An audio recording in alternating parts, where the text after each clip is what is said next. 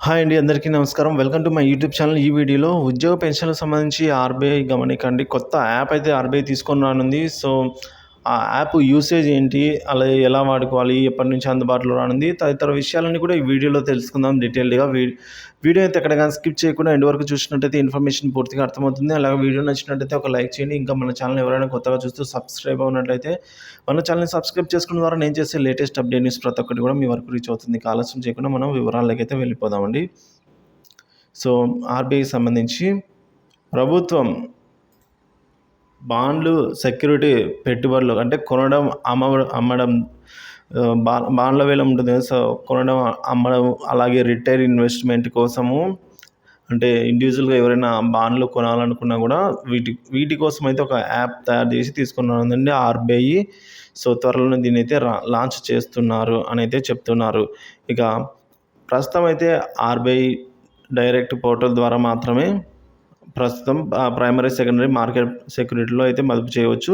Retail ఇన్వెస్టర్ల వేలంలో అయితే ఈ సెక్యూరిటీలు అమ్మడం, కొనడం కూడా చేయవచ్చు. సో, ప్రభుత్వం సెక్యూరిటీలో పెట్టుబడులను మరింత సులభతరం చేయాలనే ఉద్దేశంతోనే రిటైల్ డైరెక్ట్ పోర్టల్‌కి సంబంధించిన మొబైల్ అప్లికేషన్‌ను తీసుకొని రానున్నట్లుగా ఆర్‌బీఐ గవర్నర్ శక్తికాంత్ దాస్ గారు అయితే వెల్లడించారండి.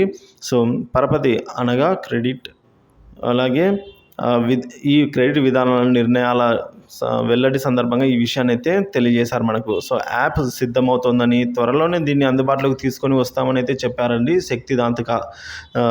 శక్తికాంత్ దాస్ గారు. సో, ప్రభుత్వం 2024, 25 ఆర్థిక సంవత్సరంలో మార్కెట్ నుంచి 14.13 లక్షల కోట్ల సమీకరణాలను లక్ష్యంగా పెట్టుకుంది. అందులో తొలి భాగంగానే 7.5 లక్షల కోట్లను సేకరించాలనుకుంటోందని అయితే ఆయన తెలిపారు.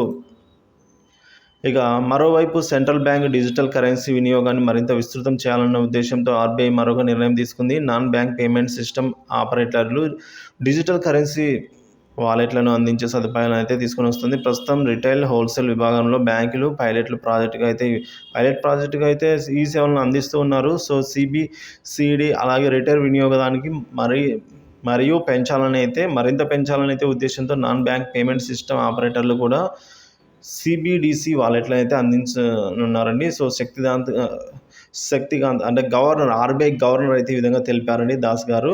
ఇందుకు అవసరమైతే మార్పులు కూడా చేస్తామని అయితే చెప్తూ ఉన్నారు.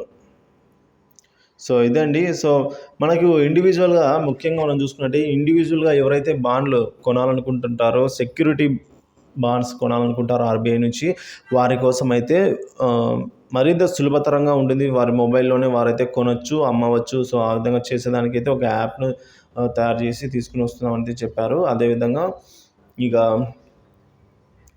ఇంకొక అప్డేట్ చూసుకున్నట్లయితే ఏదైతే ఇంట్రెస్ట్ రేట్ ఉంటుందో అది కూడా 6.5 స్థిరంగా అయితే ఏడోసారి అయితే స్థిరంగా ఉంచబోతున్నట్టుగా ఆర్‌బీఐ నుంచి తాజా సమాచారం. ఇది ఇప్పటివరకు ఉన్న తాజా సమాచారం. ఇన్ఫర్మేషన్ నచ్చినట్లయితే ఒక లైక్ చేయండి. Thank you for watching this video.